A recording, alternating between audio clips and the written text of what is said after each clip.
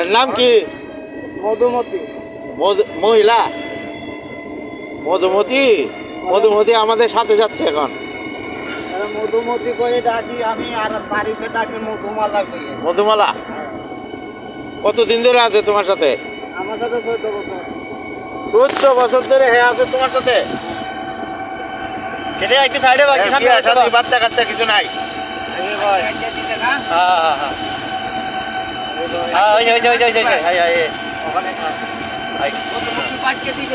ঠিক আছে বাচ্চা হয়েছিল, দুটো মারা গেছে, রাখতে পারি নাই।